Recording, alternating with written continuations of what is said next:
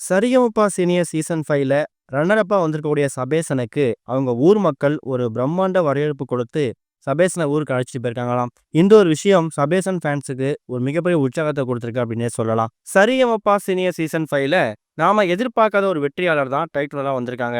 சுஷாந்திகா டைட்டிலராகவும் அதிகமா டைட்டிலர் ஆவார்னு எதிர்பார்த்துட்டு இருந்த சபேசன் ரன்னர் அப்பாவும் கண்டிப்பா டாப் 3ல ஒரு ஆளா வந்துருவார்னு எதிர்பார்த்தோம். அதுக்கேற்ற மாதிரி செந்தமிழன் செகண்ட் ரன்னர் அப்பாவும் வந்திருக்காங்க. இதுல மக்களுக்கு ஒரு பக்கம் சுஷாந்திகா டைட்டில் வின் சந்தோஷமா இருந்தாலும், இன்னொரு பக்கம் சபேசனுக்கு ஒரு டைட்டில் வின் குடுத்துருக்கலாம். அவர் ரொம்ப எஃபோர்ட் போட்டு பாடி, பல தடைகள தாண்டி இந்த இடத்துக்கு வந்திருக்காரு. நெறைய வருடங்கள் கோல்டன் வாங்கியிருக்காரு. அதுக்காக நம்ம சுஷாந்திகாவையும் குறைச்சு எடை போட முடியாது. சுஷாந்திகாவுக்கு இந்த ஒரு மேடை இல்லன்னா அடுத்த மேடை. ஆனா சபேசனுக்கு அப்படி கிடையாது. எக்கச்சக்கமான வாய்ப்புகள விட்டுட்டு, ஒரு படித்த இளைஞரா, ஒரு வேலை இல்லாத இளைஞரா தான் அவர் இந்த பாடல் பயணத்த ஆரம்பிச்சிருக்காரு. இந்த ஒரு மேடை அவரோட வாழ்க்கை தலைகீழா மாற்றப் போகுது அப்படிங்கிற மாதிரி தான் அவர் நம்பிக்கையோட வந்திருக்காரு.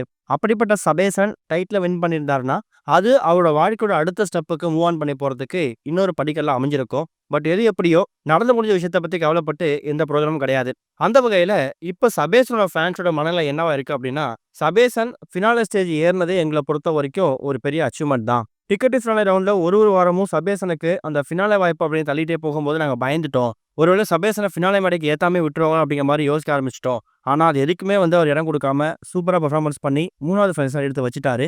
அது மூலியமா ஃபினாலே பாட வாய்ப்பும் சபேசனுக்கு கிடைச்சிருச்சு. ஃபினாலேல அவர் பாடின பாடல் எல்லாமே ரொம்ப அற்புதமா இருந்துச்சு. இதுக்கு மேல என்ன வேணும் அப்படிங்கிறத யோசிக்க வச்சுட்டாரு. அப்படிப்பட்ட சபேசன் இப்ப சரிகமபா சீசன் 5யோட அந்த கிராண்ட் ஃபினாலே முடிஞ்சதுக்கு அப்புறமா அவரோட ஊருக்கு போறதுக்கு ரெடியா இருக்காரு. ஊர்ல போய் அவர் இறங்குனது கையோட அவங்க வீட்ல அவர் ஊர் சைடுல அவருக்கு பிரம்மாண்ட வரவேற்பு கொடுத்திருக்காங்களாம். அதுவும் அவர் ஊர்ல காலடி எடுத்து வச்ச உடனேயே அவருக்கு ஆரத்தி எடுத்து, சால்வ போத்தி, மாலை அணிவிச்சு, பொடி நடையா அவர் வீட்டுக்கு கூட்டு போயிருக்காங்க. "நீ நம்ம ஊருக்கு பெருமை தேடி கொடுத்த சபேசா. நீ டைட்டில் ஜெயிக்கல அடுத்த விஷயம். நீ ஃபினாலே மேடை ஏறுனதே எங்கள பொறுத்தவரைக்கும் நீ ஒரு பெரிய வெற்றியாளர் தான். வாழ்க்கையில அடுத்த ஸ்டெப் மூவ் ஆன் பண்ணி போறதுக்கான எல்லா விஷயமும் படிக்கட்டையும் உனக்கு நீ அமைச்சுக்கிட்ட. இதுக்கப்புறம் யாரும் உன்ன பார்த்து நீ ஒரு லக்கியான பெர்சன் இல்ல அப்படின்னு சொல்ல முடியாது. ஒரு அன்லக்கி ஃபெலோன்னு சொல்ல முடியாது.